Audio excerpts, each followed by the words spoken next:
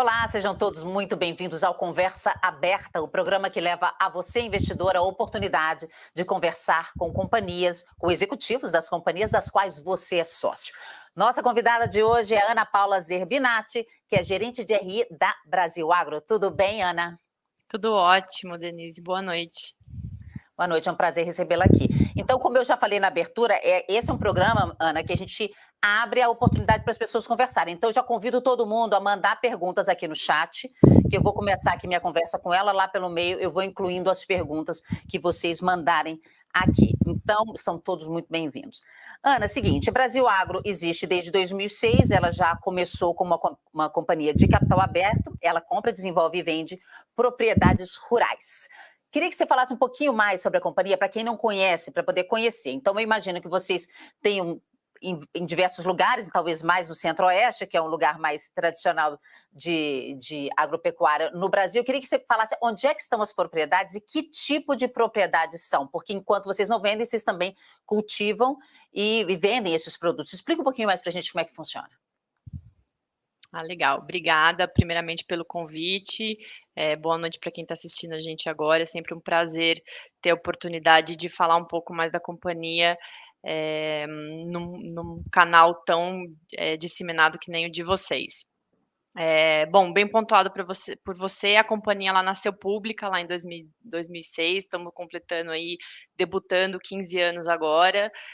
Nós começamos as operações da companhia com os recursos captados no IPO, e depois de 4 anos de muito intensos de desenhar processos, fazer aquisições, construir um portfólio, nós começamos a operar propriamente dito e colocar em prática o nosso modelo de negócios, né, que ele consiste, na venda das propriedades que estão dentro do portfólio, mas também na operação agrícola. Então o processo de desenvolvimento, de maturação do solo, eh que a gente entende que é o vetor de valorização da terra, ele traz para a companhia resultados importantes. Então, hoje a companhia ela opera em mais de 160.000 hectares, entre áreas próprias e arrendadas. Então, a gente combina aí no nosso portfólio a operação, tanto em áreas próprias quanto em áreas arrendadas, e essas propriedades próprias, em algum momento elas serão vendidas e a gente tem um retorno expressivo da valorização imobiliária, que é onde a gente entende que é a cereja do bolo, eh, quando você está falando do agronegócio, né. A terra ela é um ativo real e a combinação das 2 coisas dentro da cadeia, eh, que é a nossa receita de sucesso. Hoje a gente tem mais de 200.000 hectares espalhados pelo Brasil, Paraguai e Bolívia. Na Bolívia a gente está numa região núcleo, bastante centralizada, valorizada. No Paraguai a gente está em área de fronteira, assim como no Brasil. É uma região, não é a fronteira, né, divisa de Brasil e Paraguai, que é muito famosa pela agricultura, mas é numa área menos desenvolvida, eh, do Paraguai, que é o Chaco, muito parecido com a região do Cerrado do Brasil. Hoje a gente tem propriedades no Brasil, no Maranhão, Piauí, Bahia, na região do Mato Grosso. Então a gente tem uma diversificação de localização bastante importante, que é uma estratégia da companhia, para mitigação de riscos climáticos e regulatórios. E além disso, a gente opera em diferentes culturas. Então hoje a companhia tem operação, de cana, grãos, que são soja, milho, feijão, também temos pecuária, temos algodão. Então, a parte da diversificação de produtos também é bastante, relevante dentro da nossa estratégia. Quanto da receita de vocês vem da venda das propriedades e quanto que vem desses cultivos que vocês fazem para aprimorar a terra até ela ser vendida? A receita das operações, ela é uma receita mais recorrente, né, menos volátil, digamos assim. Então, todos os anos, a companhia tem aí, uma receita importante, resultado importante vindo da venda das commodities que a gente produz. Já o resultado da venda imobiliária, né, da venda das propriedades, ele não tem uma recorrência, não é uma receita de bolo que nem produzir. A gente opera os ciclos para a gente poder obter os melhores retornos. Então, em anos que temos vendas de fazendas, o percentual do total imobiliários acaba sendo maior, porque as margens são melhores e eles são números mais expressivos. Para você ter uma ideia, a última venda de fazenda que a gente fez, que foi a maior da história, só ela sozinha foi quase 600 milhões de reais, que é praticamente o dobro do que a gente tem de resultado da nossa operação. Mas no ano passado, por exemplo, essa divisão foi 60, 40 mais para a operação. No outro ano anterior, o número foi inverso, foi mais imobiliário e menos da operação. O que difere bastante é os anos em que o ciclo está favorável para vendas, que nem esse ciclo atual. Então, se você observar as nossas últimas divulgações, aí nos últimos 2 anos a gente vendeu quase R$ 1 bilhão em propriedades. Então, já que o ciclo está positivo, a gente pode esperar novas vendas agora para o futuro próximo? Com certeza, eu acredito que o nosso principal, comprador, cliente, digamos assim, das propriedades, ele é o fazendeiro vem de um ciclo positivo de commodities com margens positivas, a gente está começando uma safra nova, tem bastante coisa, já no nosso pipeline em negociação, acreditamos sim que a gente ainda tem bastante coisa para capturar desse ciclo em relação a vendas.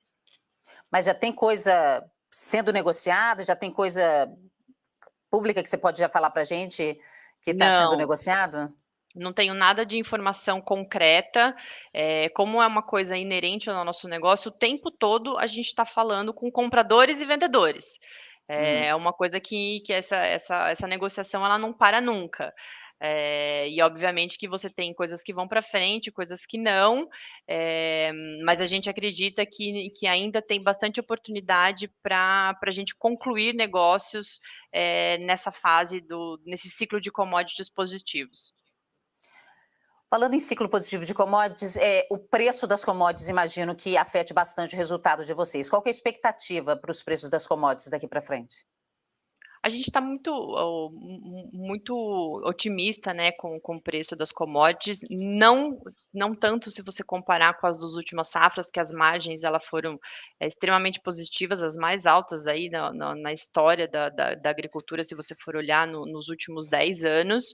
A gente teve aí uma normalização da curva da soja, que é o principal vetor, principalmente para as outras commodities, quando a gente fala de grão, e diretamente ligado ao preço da terra.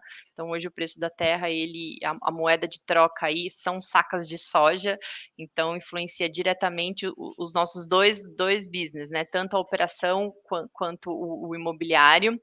Essa curva deu uma normalizada, os preços continuam positivos, o que vem diminuindo a margem do produtor, como um todo, não só para Brasil Agro, é a alta dos insumos, né. Isso está deixando a margem bastante apertada, então aí é um cenário, eh, que a gente está observando de perto para a próxima safra, que obviamente a safra 21, 22 a gente já está com tudo comprado, já estamos aí finalizando, plantio, então essa safra, os números já estão dados, a apreensão maior para monitoramento de margens e preços é para a safra 22, 23. Isso para grãos, né.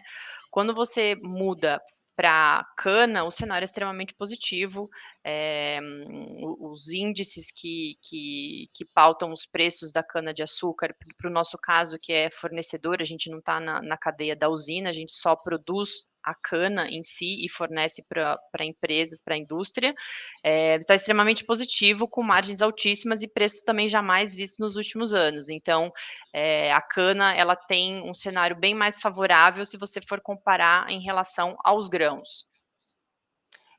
E proporcionalmente vocês têm mais cana ou mais grãos? Hoje a gente está com um portfólio bastante balanceado. A nossa receita hoje da operação, ela basicamente, majoritariamente, ela vem, da cana e da soja, da cana e do grãos, e isso está dividido meio a meio. Tá. E então eu imagino que vocês também sejam muito afetados. Você falou da questão dos insumos, é por causa do dólar? Não só do dólar, né, a gente está passando por uma crise bastante, relevante na parte dos fertilizantes, fornecimento de fertilizantes e aumento desses custos, né. Então se você observar o preço, dos químicos e fertilizantes em relação à safra anterior, eles tiveram aumentos expressivos de um ano para o outro, o que afeta diretamente a margem. E como eles estão atrelados ao dólar, isso é impactado ainda mais. Que na safra passada, o efeito do dólar, ele acaba favorecendo as 2 pontas, né, porque como o preço da venda também é em dólar, então você tem custos, e receitas atrelados ao dólar, isso acaba se anulando no final do dia. Mas para essa safra próxima agora, o aumento dos custos dos fertilizantes, não só por causa da desvalorização do real, mas também pelo preço base, ele tem sido, um ponto de atenção. Tá, e a gente tem ouvido muito falar também sobre a crise dos containers, né? Eu queria saber se a logística e os custos da companhia foram afetados por essa falta de containers. Vocês exportam muito do que vocês produzem? Diretamente não, a companhia não exporta diretamente, a nossa produção de cana-de-açúcar ela é local, a parte de pecuária também, algodão também, a parte de grãos, ela é comercializada o grãos no Brasil majoritariamente é pra exportação, mas a gente não exporta direto, a gente vende a nossa produção na maioria para as trades, grandes tradings, que têm os seus navios, né, e não é transportado via containers, então é óbvio que qualquer crise que você tenha nos portos acaba impactando a cadeia como um todo, mas não estamos sendo impactados por esse aspecto diretamente. A pandemia mudou alguma coisa no negócio de vocês? Alterou de alguma forma ou esse tipo de negócio passou, assim, batido pela pandemia? Batido eu não diria que passou. Eu acho que o agro, ele mostrou a força dele e a importância dele para a economia, não só do Brasil como mundial.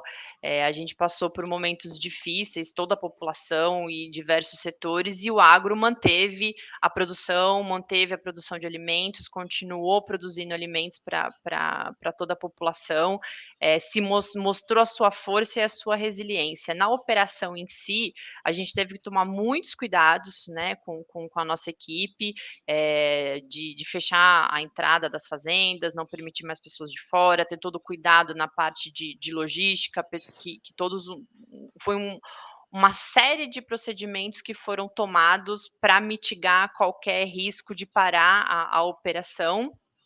Eh, mas a gente não teve nenhum prejuízo se você for olhar no aspecto macro da coisa, né, a gente não teve preços afetados, não teve nenhuma crise, por exemplo, se você for comparar com o varejo ou outros setores de serviços que foram diretamente e muito impactados, pela pandemia. O agro em geral, ele não parou e ele continuou rodando, acho que ele foi o fundamento aí da economia nesse período mais crítico da crise, e a gente conseguiu sair, disso com uma resiliência muito grande, e não paramos a operação em nenhum momento.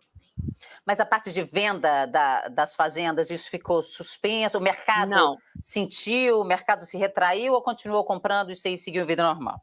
continuou comprando, a gente seguiu vida normal, super aquecido, vide as últimas vendas que a gente fez, as vendas mais recentes.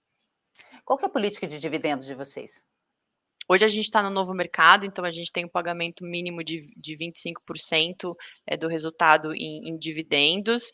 A gente tem uma recorrência de pagamento aí com yields acima de 5% na média dos últimos 5 anos, e a gente teve dado esse momento positivo que a gente falou agora, e pouco impacto vindo da pandemia, é o nosso maior pagamento de dividendos da história, que foram 260 milhões de reais, com uma rentabilidade aí, um dividend yield de 9,6%. E a meta da companhia é continuar, com essa média nos próximos anos de nada menor que 5%. Ana, vocês fizeram um follow-on esse ano, fizeram também uma captação via CRA, né, que são certificados de recebíveis do agronegócio. Como é que está o caixa de vocês, a alavancagem, como é que está a situação hoje? Hoje a gente está com caixa muito robusto, a intenção da companhia é crescer, Como eu te falei, né, a gente teve os primeiros 5 anos da companhia, eles foram de construção de um portfólio, construção de uma companhia, e depois a gente passou por uma fase, operacional, de ciclo tanto de operação agrícola quanto da parte imobiliária, e a gente entendeu que agora faz todo sentido da gente crescer, eh, não só de uma maneira orgânica, né, dar um passo maior de crescimento da companhia, e por isso que a gente fez o follow-on, que a gente já usou os recursos para expandir o nosso portfólio para outro país, que foi a Bolívia, que a gente tem um plano de internacionalização do nosso portfólio, então esse foi o primeiro passo que demos. Eh, e a ideia é continuar crescendo e usar esse caixa para crescer a companhia, investir em tecnologia. A gente tem uma atenção muito grande para essa parte de sustentabilidade, inovação, melhores práticas, tanto na parte da gestão dos processos, transparência, governança corporativa, que já nasceu, né, com a gente, com o IPO no novo mercado, e a gente foi aprimorando com o passar do tempo, mas na operação em si. Então, hoje a gente tem uma frente na nossa operação para a implementação daquela agricultura 5.0, que são as melhores práticas e inovações e tecnologias no campo, muito intensa, da nossa operação, que demanda investimentos, relevantes. Então, esse também foi um motivo da captação, da emissão de um novo CRA, que é o segundo que a gente já fez.